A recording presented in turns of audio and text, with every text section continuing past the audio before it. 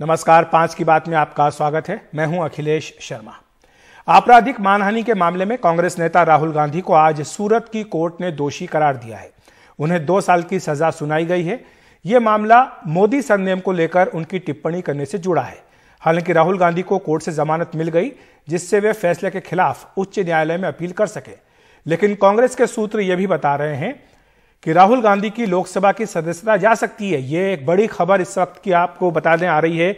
Breaking news इस समय की है। कांग्रेस सूत्रों के हवाले से जो जानकारी दे रहे हैं कि राहुल गांधी की लोकसभा की सदस्यता जा सकती है, यह बात कांग्रेस के वरिष्ठ नेता मान रहे हैं। उनका यह भी मानना है कि फिलहाल राहुल गांधी को संसद नहीं जाना चाहिए। यह कांग्रेस के आला नेताओं की ओर से हमें जानकारी दी गई है। खबर बताई गई है कि राहुल गांधी की सदस्यता पर खतरा है। यह खुद कांग्रेस के नेता मान रहे हैं और इसको देखते हुए राहुल गांधी को अब जो बजट सत्र का बाकी हिस्सा है 6 अप्रैल तक लोकसभा में नहीं जाना चाहिए, क्योंकि किसी भी वक्त उनकी सदस्यता जा सकती है। सदस्यता क्यों जा सकती है, यह भी हमें समझना बेहद जरूरी है, क्योंकि 2 साल की सजा हुई है। और इस मामले में बीजेपी के सूत्र क्या कह रहे हैं सदस्यता के मामले में, उस पर एक बार नजर डाल लेते हैं। उनका यह मानना है बीजेपी सूत्रों का कि राहुल गांधी की सदस्यता फौरन चली जानी चाहिए और इसके पीछे कुछ दलीलें हैं। सुप्रीम कोर्ट का 10 जुलाई 2013 का एक फैसला आया था, जिसका हवाला बीजेपी के नेता दे रहे हैं। यह फैसला लिली थॉमस बनाम केंद्र सरकार के मामले में सुप्रीम कोर्ट का आया था। इसमें यह कहा गया था कि न्यूनतम 2 साल या उससे अधिक की सजा की सूरत में किसी भी सांसद, विधायक या पार्षद की सदस्यता तत्काल जानी चाहिए। इस फैसले में पुरानी स्थिति को खारिज किया गया था, जिसमें यह कहा गया था कि सारे न्यायिक उपाय करने तक 3 महीने तक सदस्यता बनी रहेगी। यह जन प्रतिनिधित्व कानून के सेक्शन 8(4) में कहा गया था, लेकिन 2013 में सुप्रीम कोर्ट ने इस सेक्शन को खत्म कर दिया था, जिसमें जनप्रतिनिधियों को अपील के लिए 3 महीने का समय मिलता। कुछ उदाहरण भी आपको बता देते हैं। समाजवादी पार्टी के विधायक थे अब्दुल्ला आजम खान, जिनकी सदस्यता 2 साल की सजा के साथ ही छीन ली गई थी। तो यह बिल्कुल स्पष्ट है कि जैसे ही 2 साल या उससे अधिक की सजा किसी भी आपराधिक मामले में होती है, किसी भी विधायक, पार्षद या सांसद की, तो उसकी सदस्यता अपने आप चली जाती है। और इसीलिए कांग्रेस के आला सूत्र अब यह मान रहे हैं कि राहुल गांधी की सदस्यता किसी भी वक्त जा सकती है और उन्हें सलाह दी गई है कि अब वो 6 अप्रैल तक संसद में ना जाए। और सूरत का मानहानि का मामला क्या है, यह भी एक बार देख लेते हैं। राहुल गांधी पर आपराधिक मानहानि का मामला दर्ज कराया गया था। दरअसल राहुल गांधी ने मोदी सरनेम को लेकर एक टिप्पणी की थी, जिसके खिलाफ यह केस किया गया था। गुजरात बीजेपी के विधायक हैं पूर्णेश मोदी, उन्होंने याचिका दायर की थी। 2019 में कर्नाटक में चुनावी रैली के वक्त राहुल गांधी ने यह टिप्पणी की थी और इसी फैसले के बाद अब राहुल की संसद सदस्यता पर तलवार लटकी है। वही सारी बातें जो हमने आपको बताई है कि आपराधिक मामले में 2 साल से ज्यादा की सजा पर सदस्यता जा सकती है और भ्रष्टाचार और एनडीपीएस के अगर मामले होते तो उसमें केवल दोषी करार होते ही सदस्यता चली जाती है। तो यह सब सुप्रीम कोर्ट के फैसले के आलोक में हुआ है। और एक दिलचस्प बात यह भी है कि राहुल गांधी को जो 2 साल की सजा हुई है, इससे उनकी लोकसभा की सीट के ऊपर कोई असर नहीं पड़ता। वो सदस्य बने रहते, बशर्ते उन्होंने खुद 2013 में मनमोहन सिंह सरकार द्वारा लाए जा रहे ऑर्डिनेंस को सरेआम बकवास बताते हुए ये नहीं कहा होता कि इसे फाड़ देना चाहिए। ये तस्वीर आप 2013 की देख रहे हैं, जो प्रेस क्लब ऑफ इंडिया में राहुल गांधी ने प्रेस कॉन्फ्रेंस की थी, उसकी तस्वीरें हैं। और आपको बताएं कि यह ऑर्डिनेंस सुप्रीम कोर्ट के उस फैसले के खिलाफ था कि अगर किसी सांसद या विधायक को आपराधिक मामले में सजा होती है तो वो सांसद या विधायक के तौर पर फौरन अयोग्य हो जाएगा। सरकार जो ऑर्डिनेंस या अध्यादेश ला रही थी, उसमें यह प्रावधान था कि मामले की अपील पूरी होने तक सदस्यता बरकरार रहनी चाहिए। लेकिन जो तस्वीर है आप देख सकते हैं कि राहुल गांधी ने इसको कहा था कि यह बकवास है और इसे फाड़कर फेंक देना चाहिए। उस वक्त लालू प्रसाद यादव की सदस्यता बचाने के लिए यूपीए सरकार ये ऑर्डिनेंस लेकर आई थी, जिसे राहुल गांधी के विरोध के बाद वापस ले लिया गया था। और आज अगर ये ऑर्डिनेंस कानून में बन जाता तो शायद राहुल गांधी के सदस्यता पर सवाल नहीं उठता। बहरहाल ये जो फैसला आज आया है, इसके बाद राहुल गांधी ने ट्वीट किया। उन्होंने कहा कि मेरा धर्म सत्य और अहिंसा पर आधारित है, सत्य मेरा भगवान है, अहिंसा उसे पाने का साधन है। महात्मा गांधी को कोट करते हुए उन्होंने लिखा है, भगत सिंह, सुखदेव और राजगुरु को शहीद दिवस पर सादर नमन। सच और हिम्मत का दामन थाम देश के लिए बेखौफ लड़ते जाना, भारत माँ के इन्हीं वीर सपूतों से सीखा है। और ये तस्वीर आप देख सकते हैं सीधे दिल्ली हवाई अड्डे से आ रही, जहां पर कि सूरत से राहुल गांधी आ चुके हैं और यहां पर उनकी अगवानी करने के लिए बड़ी संख्या में कांग्रेस के कार्यकर्ता दिल्ली के इंदिरा गांधी इंटरनेशनल एयरपोर्ट पर मौजूद हैं। सूरत में आज सुबह गए थे, अदालत में उस वक्त मौजूद थे और अब दिल्ली पहुंच गए हैं राहुल गांधी। हाँ, इन तस्वीरों में आप देख सकते हैं कि वहां पर भारी भीड़ है बीजेपी कांग्रेस कार्यकर्ताओं की, जो उनके समर्थन के लिए वहां पर मौजूद है। यही हुआ था, 80 में जनता ने माफ नहीं किया था जनता पार्टी को, और आज भाजपा ने किया है। तो राहुल गांधी पहुंच गए हैं दिल्ली। इसके बाद अगला कदम क्या होगा, ये हम कांग्रेस के नेताओं से जानने का प्रयास करेंगे, लेकिन कांग्रेस के आला सूत्र हमें जानकारी दे रहे हैं कि वो ये मान रहे हैं कि राहुल गांधी की लोकसभा सदस्यता पर खतरा है और जब तक इस बारे में अंतिम फैसला नहीं होता है राहुल गांधी को नहीं जाना चाहिए। प्रियंका गांधी ने भी इस मामले में ट्वीट किया है। उन्होंने कहा कि डरी हुई सत्ता की पूरी मशीनरी साम दाम दंड भेद लगाकर राहुल जी की आवाज दबाने की कोशिश कर रही है। मेरे भाई ना तो कभी डरे हैं ना कभी डरेंगे, सच बोलते हुए जिए हैं, सच बोलते रहेंगे और देश की आवाज उठाते रहेंगे। सच्चाई की ताकत व करोड़ों देशवासियों का प्यार उनके साथ है।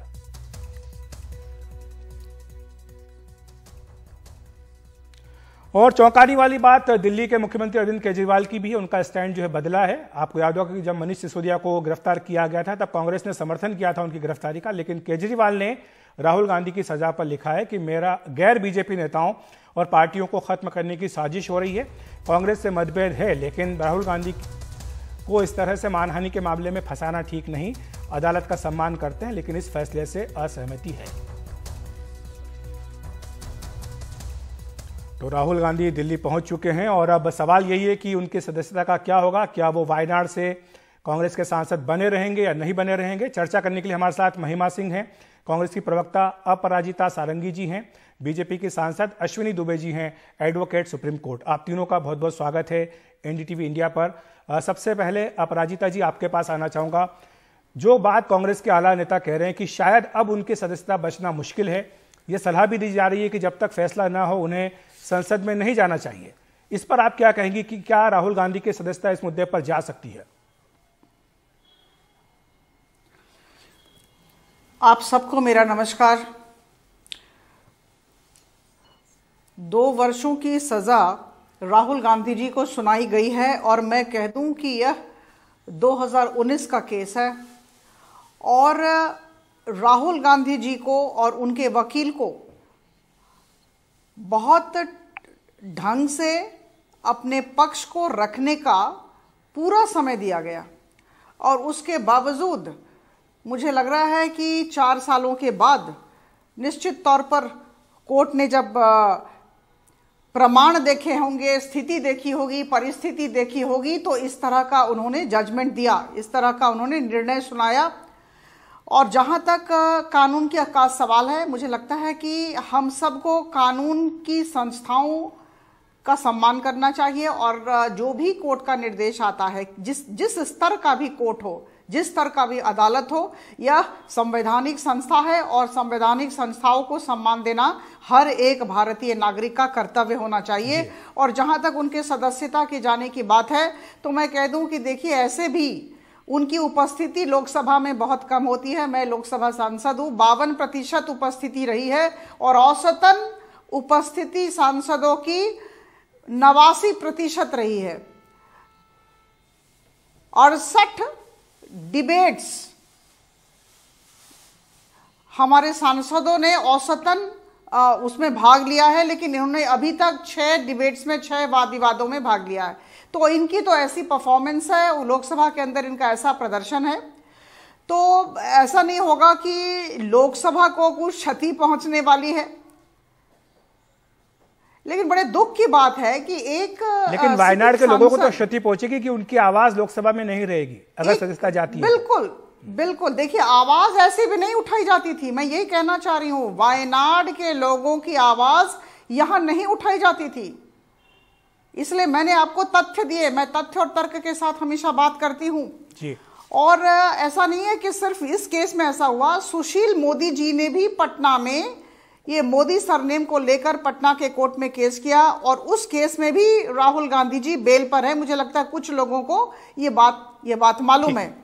देश की सेना का इन्होंने अपमान किया, शहीदों की जो शहादत होती है उसका भी अपमान किया, देश के मतदाताओं का अपमान करते हैं। तो मुझे लगता है कि कहीं ना कहीं इसे हम इमेच्योरिटी न कहें, अपरिपक्वता न कहें, ये सोचे समझे कार्य हैं दिल को दुखाने वाले कार्य हैं और इसका तो दंड भुगतना मुझे लगता है कि कम क्या मिलता वो सही मिला है। और इसके बाद इनकी सदस्य जाती है या नहीं यह तो कानून ही बताएगा, कानून की किताबों में जो लिखा है वही होगा। ठीक है, कानून की बात आपने की, आपने कई सारी आरोप भी एक तरह से लगाए हैं राहुल गांधी पर, उन पर महिमा सिंह जी का जवाब हम लेंगे। लेकिन कानून की बात चूंकि की, अश्विनी दुबे जी को मैं इसमें ले आता हूं, एडवोकेट है सुप्रीम कोर्ट के। अश्विनी जी, आपके मुताबिक जो सुप्रीम कोर्ट का फैसला आया था 2013 का, जिसमें जनप्रतिनिधित्व कानून की धारा 8 उपधारा 4 को हटा दिया गया था और कहा गया था कि अगर 2 साल या उससे अधिक की सजा होती है तो सदस्यता अपने आप चली जाएगी, तो इस मामले में कानूनी स्थिति आप किस तरह से देख रहे हैं? या अब भी कोई गुंजाइश है, अगर जो कन्विक्शन है अगर वो इस पर स्टे ले आते हैं तो क्या इससे सदस्यता बच जाएगी? बहुत बहुत धन्यवाद अखिलेश जी। देखिए, लॉ ऑफ लैंड तो अभी भी वही है, वही अपहोल्ड करता है जो 2013 में था। अब सिर्फ एक बात यह है कि अगर ऊपर की अदालत में अपील दायर करें, सिर्फ अपील दायर करने और कन्विक्शन को उनपे बेल मिलने और स्टे होने से फर्क नहीं पड़ेगा। उनको करना यह होगा कि अपने सजा के खिलाफ स्थगन का विशिष्ट आदेश भी हासिल करना होगा। तो सजा के खिलाफ स्थगन का विशिष्ट आदेश हासिल होगा जो सीआरपीसी के सेक्शन 389 के तहत है, और वो तब तक अपील लंबित रहने तक जब उनकी दोषी की सजा हो उसको निलंबित कर सकता है। उसी परिस्थिति में उनकी सदस्यता बच सकती है, क्योंकि हम पास्ट प्रेसिडेंट्स को देखें अखिलेश जी, चाहे राशिद मसूद का केस हो, चाहे अब्दुल्ला आजम का केस हो, लालू यादव का केस हो, आजम खान का केस हो, इन तमाम केसेस में आप पाएंगे कि जैसे ही सजा हुई, सजा होने के बाद वहां के जिस सदन के सदस्य थे उस सदन से उनकी सदस्यता खत्म हुई और इलेक्शन नोटिफाई हुआ, पहला हुआ। दूसरा, फ्री स्पीच की भी अगर हम बात करते हैं आर्टिकल 19(1)(a) की, तो अगर आप देखिए तो आजादी के बाद जब संविधान बना तो अनुच्छेद 19 को में भारतीय नागरिकों को वो सब अधिकार दिए गए जिसके लिए उन्होंने लंबी लड़ाई लड़ी।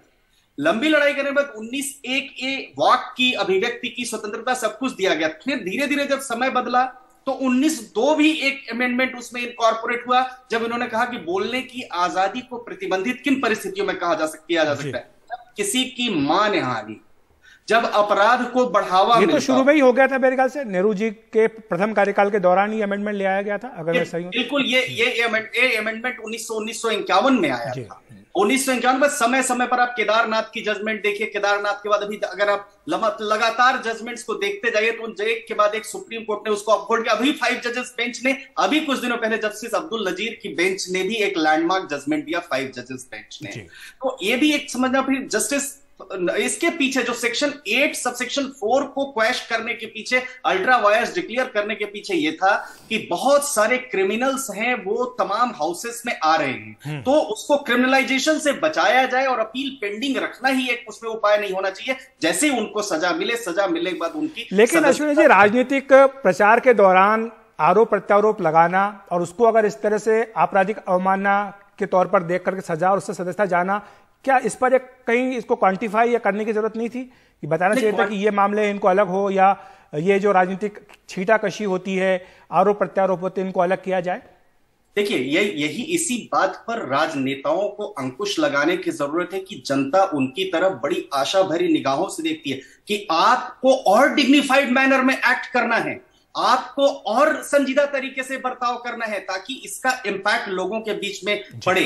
कोई भी मेंबर ऑफ पार्लियामेंट, कोई भी मिनिस्टर जब इस तरह की बात करता है तो उसका इंपैक्ट फार रीचिंग होता है। अब इस केस में हम एक दूसरी बात कहते हैं, देखिए ये रिमार्क जो है, ये रिमार्क इंडिविजुअली किसी एक के खिलाफ नहीं था। अब मैं एक सिंपल सी बात कहता हूं, कल हम कहने लगे, कोई कहने लगे सारे पत्रकार फ्रॉड हैं, सारे वकील फ्रॉड हैं, तो वकील कम्युनिटी या पत्रकार कम्युनिटी का एक इंडिविजुअल व्यक्ति भी होगा वो ऑफेंडेड होगा। अगर किसी को टारगेट करके हम कहते तो निश्चित तौर पर ऐसा माना जाएगा कि उसकी छवि धूमिल हुई। तो लॉ की अगर हम बात करें तो रीजनेबल रिस्ट्रिक्शंस जब आर्टिकल 19(2) करता है, उन रीजनेबल रिस्ट्रिक्शंस का फॉलो होना चाहिए। तीसरी बात, अदालत ने 2019 से लेकर 2023 तक इसमें पूरी प्रक्रिया का पालन करके, सारे एविडेंसेस को देखते हुए, और ये जो बात आप कह रहे हैं कि ये बात उठनी चाहिए कि भाई ये चुनाव प्रचार के दौरान बात है इसलिए इसको क्षम्य होना चाहिए, इसलिए प्रिलिमिनरी इशू निश्चित तौर पर कोर्ट में उठा और कोर्ट ने उसको डिक्लाइन किया। तो ये कोर्ट का ऑर्डर है और मैं समझता हूं कि कोर्ट का ऑर्डर, लॉ ऑफ लैंड जो है वो फॉलो होना चाहिए, किसी के केस में हो, एक लैंडमार्क सेट होना चाहिए देश में। जी बिल्कुल अश्विनी जी, और कानूनी पक्ष समझाने के लिए शुक्रिया आपका। महिमा सिंह जी को अब मैं लाना चाहता हूं। महिमा सिंह जी, आप राजनीति पर भी बोल सकती हैं, आप कानूनी पक्ष पर भी बोल सकती हैं, मैं जानता हूं आप दोनों ही विषयों की अच्छी जानकार हैं, लेकिन शुरुआत राजनीति से ही करते हैं। जिस तरह से अपराजिता जी ने एक के बाद एक कई बातें कहीं, उन्होंने कहा कि राहुल गांधी जी ने चुनाव प्रचार के दौरान जिस तरह की भाषा का इस्तेमाल किया वो गलत था, ये अदालत के फैसले से साबित हो गया। जहां तक उनके लोकसभा सदस्य रहने की बात है, वो आते ही नहीं है लोकसभा में, तो अगर सदस्यता चली भी जाए तो इससे कोई फर्क नहीं पड़ेगा। बहुत ये मेरा हो गया। अखिलेश जी, बातें तो बहुत सारी हैं कहने की, लेकिन सबसे पहले तो महात्मा गांधी की उन पंक्तियों को याद दिला दूं कि आप मेरे शरीर पर तो अपना वश चला सकते हैं, पर मेरे विचारों पर कैसे चलाएंगे। तो राहुल गांधी तो अभय मुद्रा की बात करने वाले व्यक्ति हैं और वो ये बोलते हैं कि डरो मत। तो सरकार को भी ये कह रहे हैं कि डरो मत, और सरकार किस तरह से खिसियानी बिल्ली खम्बा नोचे के मुहावरे को एक तरह से जो है पर्सोनिफाई कर रही है आज, वो साक्षात है, वो सर्वविदित है। लेकिन सारे तथ्यों में से और सारे बिंदुओं में से सबसे पहला जो मैं बिंदु उठाऊंगी, क्योंकि उसको भाजपा की प्रवक्ता ने भी कहा और उसको जो वकील भाई हैं उन्होंने भी कहा, वो बात यह है कि 2019 से 2023 तक सारे कानूनी प्रावधानों का पालन हुआ और उसके बाद इस नतीजे पर पहुंचा गया है। ये खास तौर से जो हमारे ऑनरेबल एडवोकेट पैनलिस्ट हैं उनसे पूछ लेती हूँ, वो इस पर टिप्पणी कर दें कि अपने ही केस में कंप्लेनेंट कब जाकर स्टे लेता है। इस केस में यदि आप समझें तो एक मैजिस्ट्रेट मिस्टर एक्स थे, जैसा कि आज हमारे नेताओं ने प्रेस वार्ता में भी बताया, जो इस मामले की देखरेख कर रहे थे। लेकिन 3-4 साल 3 साल कम से कम इस मामले में इसी तरह से जाया किए गए शिकायतकर्ता द्वारा खुद ही स्टे लेकर के, क्योंकि उन माननीय न्यायाधीश की अदालत में यह मामला चल रहा था, तो जो शिकायतकर्ता थे वो चले गए उच्च न्यायालय के पास और वहां से अपने ही मामले पर स्टे लेकर आ गए। जहां तक मैं वकालत के माध्यम से केसेस को समझती हूँ, मामलों को समझती हूँ, और मेरे साथी वकील भाई भी समझते होंगे, तो शिकायतकर्ता को तो ये जल्दी लगी रहती है कि उसके मामले में, उसके केस में जल्दी से जल्दी न्याय दिया जाए और केस अपने अंत तक पहुंचे, न्याय की जीत हो। लेकिन इस केस के अंदर जो शिकायतकर्ता है उन्होंने न सिर्फ स्टे लिया, लेकिन जैसे ही वो जो पहले वाले न्यायाधीश थे उनका तबादला हो गया और दूसरे न्यायाधीश रातों रात बदल कर आए, तब उन्होंने इस केस में से स्टे को विड्रॉ करने की एप्लीकेशन भी डाली और उसके बाद केस को दोबारा से चलाया गया। तो पहली बात तो ये कि जब हम कानूनी प्रावधानों की बात कर रहे हैं तो सबसे बड़ा प्रश्न चिन्ह ये लगता है कि कौन सी तरह का शिकायतकर्ता अपने ही केस के ऊपर पहले स्टे लेता है फिर विड्रॉ करता है। अब दूसरी 2-3 जो आवश्यक बातें यहाँ आती हैं अखिलेश जी, उसमें से एक जरूरी बात यह भी है कि लोकस स्टैंडाई जो है यहाँ पर, देखिए नीरव मोदी का नाम लिया गया, इसके अंदर ललित मोदी का नाम लिया गया, इसके अंदर जितने भी नाम सीधे तौर पर लिए गए, प्रधानमंत्री का नाम लिया गया, और प्रधानमंत्री के द्वारा जो छीटाकशी और उनकी पार्टी द्वारा की जाती है, चाहे वो प्रज्ञा ठाकुर हो, चाहे वो दिल्ली के परवेश वर्मा हो, चाहे प्रधानमंत्री खुद हो, उस बातों पर मैं आज नहीं जाना चाहती। आज मैं सिर्फ यही बात करूंगी कि लोकस स्टैंडाई जिन लोगों का बनता था उन पर तो रेड कॉर्नर नोटिस हुआ था इंटरपोल के द्वारा।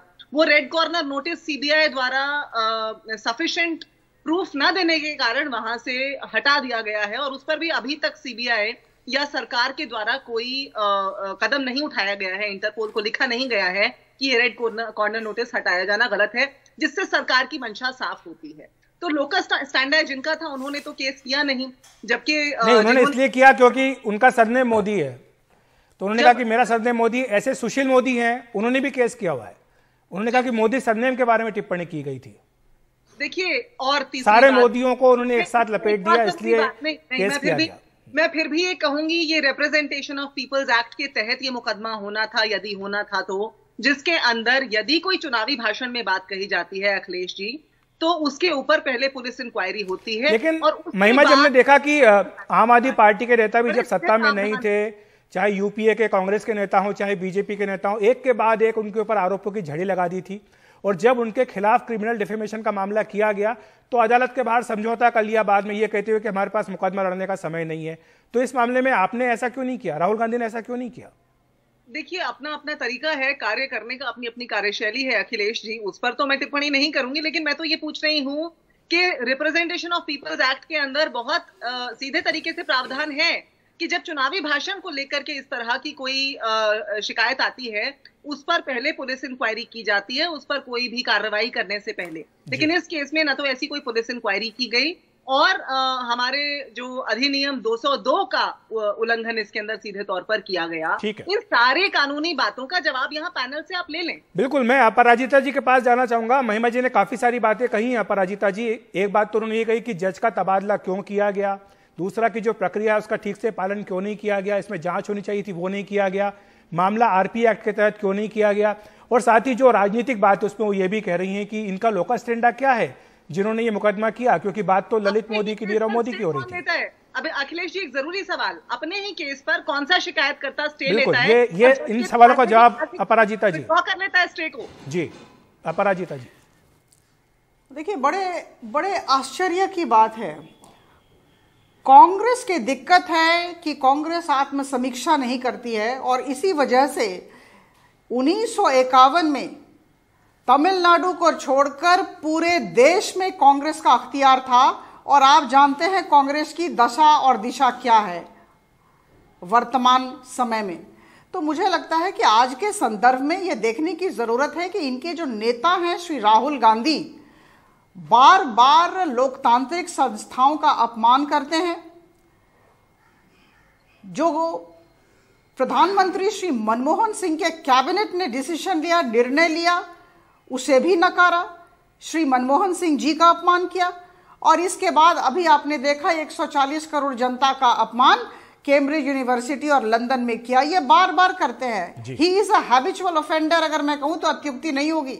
सीआरपीसी में सेक्शन 110 हैबिचुअल ऑफेंडर के विषय में है, और मैं कह दूं कि जहां तक लोकतांत्रिक संस्थाओं के अपमान करने का सवाल है, राहुल गांधी जी हैबिचुअल ऑफेंडर है।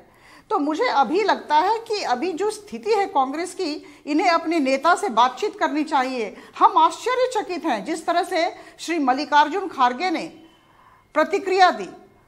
उन्होंने कहा कि 2019 से 2023 तक ये जो जितने भी न्यायाधीश ने इस सूरत कोर्ट में इस केस को देखा, उनका तबादला होता गया, ये सवाल और इसलिए ऐसी वजह हुई। देखिए, ऐसा नहीं होता है, ऐसा नहीं होता है। महिमा जी, मैं आऊंगा आपके पास, आपको मौका मिलेगा। केस फाइल होती है, केस रिकॉर्ड होता है, आऊंगा आपके पास। केस फाइल होती है, केस रिकॉर्ड होता है, और सारी बातें सिलसिलेवार ढंग से रखी जाती हैं, और सारे प्रमाण को देखते हुए, मद्देनजर रखते हुए कोर्ट ने ऐसा फैसला दिया, और अंग्रेजी में कहूं तो it is a considered decision. और अभी हमारा काम है कि हम कानून को सम्मान दें, कानून को अपना काम करने दें। The law will take its course, और ये जो इनका जो व्यवहार है, इस व्यवहार को बदलने की जरूरत है। ये सोच को, मानसिकता को बदलने की जरूरत है, और ये प्रवक्ता हो या बड़े बड़े नेता हो, इन सब का दायित्व है कि श्री राहुल गांधी जी को ठीक रास्ते पर ले जाएं। जी, तो महिमा जी, जो बात आपने उठाई थी तबादले की, उसको लेकर के अपराजिता जी कह रही कि एक तरह से ये पूरी न्याय व्यवस्था पर प्रश्न उठाने का प्रयास है, और लोकतांत्रिक व्यवस्था पर तो सवाल राहुल गांधी उठाते आई हैं। साथ ही वो सलाह भी आपको दे रही हैं कि राहुल गांधी को सही रास्ते पर लाया जाना चाहिए। तो अब आपको क्या लगता है कि क्या इसके बाद राहुल गांधी को खुद इस्तीफा दे देना चाहिए, या फिर वो इंतजार करेंगे कि उनकी सदस्यता को लेकर कोई फैसला हो? अखिलेश जी, मेरा सवाल ये था ही नहीं। भाजपा के प्रवक्ताओं को इधर उधर की बात करना और बरगलाना बहुत आता है, तभी ये उस शेर पर अक्सर चले जाते हैं, तो इधर उधर की ना बात कर। इनको इन्हीं के द्वारा बार बार बोली गई पंक्तियां याद दिलाते हुए पूछ लूं, किस प्रकार का शिकायतकर्ता अपने ही केस पर जाकर स्टे लेता है, और उसके बाद अपनी मर्जी का मैजिस्ट्रेट आने पर जाकर, ये तो कानूनी बात है। मुझे लगता है कि आपके वकील जब जाएंगे हाईकोर्ट में तो वो ये सारी बातें रखेंगे, लेकिन जो राजनीतिक प्रश्न उठा रही हैं अपराजिता जी, उसके ऊपर आप शायद जवाब दे दें तो बेहतर होगा। वकील रखेंगे। अखिलेश जी, एक आवश्यक बात यह है, इन्होंने बात की संसद में राहुल गांधी जी के उपस्थिति की। हम ये पूछना चाहते हैं, प्रधानमंत्री ने पिछले 9 वर्षों में कितनी प्रेस वार्ताएं की हैं, और कितना संसद के अंदर आए हैं? प्रधानमंत्री का चेहरा दिखाकर चुनाव जीतते हैं ना। क्या बेतुकी बात हुई कि प्रधानमंत्री ने कितनी प्रेस वार्ताएं की? हम अदालत के फैसले की कर रहे हैं। राहुल गांधी जी को 2 वर्ष की सजा हुई, उसके विषय में बात कर रहे हैं। संसद में बोले, क्या बेतुकी बात कर रही हैं? भाषण के ऊपर आभार व्यक्त करने के अलावा कितनी बार बोले, इसका जवाब नहीं होगा सांसद महोदया के पास, और फिर इधर उधर की बात करेंगे, आप देख लीजिएगा। चाहे वो राष्ट्रपति अभिभाषण हो या सभी में, मुझे लगता है कि उन्होंने बोला तो खैर है। अश्विनी जी, जाते जाते मैं आपसे समझना चाहूंगा कि आखिर अब राहुल गांधी या उनके जो वकील हैं उनके पास क्या रास्ता है, और क्या कोई सूरत है जिससे कि उनकी जो सदस्यता है वो बच सके? अखिलेश जी, देखिए, appeal, statutory appeal criminal law में एक राइट है, और उस राइट के तहत वो सेशंस कोर्ट में उसकी अपील कर सकते हैं, और सेशंस कोर्ट में सजा पर स्थगन का विशिष्ट आदेश भी ले सकते हैं। हैं। जी। दूसरा, मैं अपनी बहन महिमा जी को एक बात बताना चाहूंगा कि इस केस में ये जब 2019 के लोकसभा इलेक्शन के दौरान कोलार में ये बात हुई तो वह वीडियोग्राफ हुआ किसके द्वारा? जो इलेक्शन सर्विलांस टीम थी, और उसको व्यू किया गया डिप्टी कमिश्नर और डिप्टी इलेक्शन कमिश्नर कोलार के द्वारा। तो ऐसा नहीं है कि ये all of a sudden matter आया, इसको थोड़ा सा। दूसरा, एक स्टे की बात, आप तो लॉयर हैं हमारी आदरणीय बहन, एक बात ये भी महिमा जी समझिए कि स्टे में कंप्लेनेंट या एक्यूज्ड या प्लेंटिफ या डिफेंडेंट, पिटिशनर या रेस्पोंडेंट कोई भी अगर एक एप्लीकेशन लगाता है, उस एप्लीकेशन का उलट फैसला आता है तो उसको भी रिवीजन या अपील का राइट मिलता है। किन परिस्थितियों में वो एप्लीकेशन लगी, वो एप्लीकेशन देखना जरूरी है। तो उसके लिए कंप्लेनेंट या एक्यूज कोई भी जा सकता है। तीसरी एक आखिरी बात कहता हूं कि देखिए, अदालती व्यवस्था पर प्रश्न चिन्ह खड़ा करना उचित इससे नहीं क्योंकि यही अदालतें हैं जो अदालतें एक इंडिविजुअल की लाइफ और लिबर्टी को रेस्टोर करती है, प्रोटेक्ट करती है। अभी हमने पवन खेड़ा जी के केस में देखा, यही अदालतें हैं। जब एमसीडी में इलेक्शन नहीं हो रहा था, एलजी के पूरा खिलाफ आरोप लगा रहे थे, इसी सुप्रीम कोर्ट ने प्रोटेक्ट किया। उत्तराखंड में सरकार कांग्रेस की बहाल की थी, बहाल की तमाम ऐसे डिसीजंस हैं। तो इसलिए बजाय कि हम उस व्यवस्था के ऊपर प्रश्न चिन्ह खड़ा करें, हमें यह लगता है कि हमें 19(2) का पालन बड़ी संजीदगी से। तो जाते जाते महिमा जी, आप कुछ टिप्पणी करना चाहती है? आपकी टिप्पणी के साथ ही मैं इस बहस को विराम दूंगा। जी अखिलेश जी, के अदालतों में हमारी पूरी आस्था है, पूरा विश्वास है, और इसे हमने बार बार कहा भी है और बार बार इसको हमने अपने अलग अलग माध्यमों से प्रेषित भी किया है। लेकिन मैंने सवाल ये नहीं किया था कि वो स्टे ले सकते हैं कि नहीं। मेरा सवाल कानूनी प्रावधान को लेकर नहीं है, लेकिन क्योंकि आप लोगों ने कहा कि 19 से 23 तक प्रावधान सारे किए गए, पालन किया गया। जी। मैंने ये कहा कि किस तरह का शिकायतकर्ता ऐसे केस में, डेफेमेशन के केस में, जहां उसको जल्द से जल्द न्याय मिलना चाहिए, जाकर के स्टे लेता है और 3 साल तक स्टे लिए रखता है, तब तक जब तक कि एक मैजिस्ट्रेट बदलकर नहीं आ जाते, और फिर जाकर अपना ही स्टे विड्रॉ कर लेता है। जी महिमा जी, माफी चाहता हूं, मेरे पास समय इतना ही है। जो बहस आपकी चल रही है, जब तक कि अदालत के में भी चलेगी अश्विनी जी और महिमा जी के बीच में। लेकिन बहरहाल आपका बहुत बहुत शुक्रिया हमारे साथ जुड़ने के लिए। अपराजिता जी, आपका भी बहुत बहुत धन्यवाद। 5 की बात में वक्त एक ब्रेक का।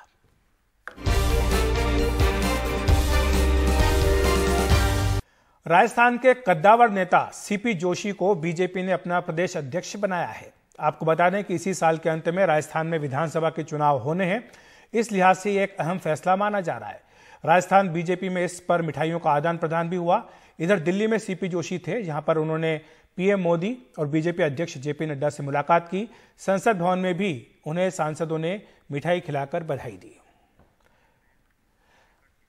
दरअसल बीजेपी ने 4 राज्यों में अपने अध्यक्ष बदले हैं। राजस्थान में सतीश पूनिया की जगह सीपी जोशी को बनाया गया है। बिहार में संजय जायसवाल की जगह सम्राट चौधरी, दिल्ली में वीरेंद्र सचदेव प्रदेश अध्यक्ष बनाए गए हैं। इसके अलावा उड़ीसा में मनमोहन सामल अध्यक्ष बनाए गए हैं।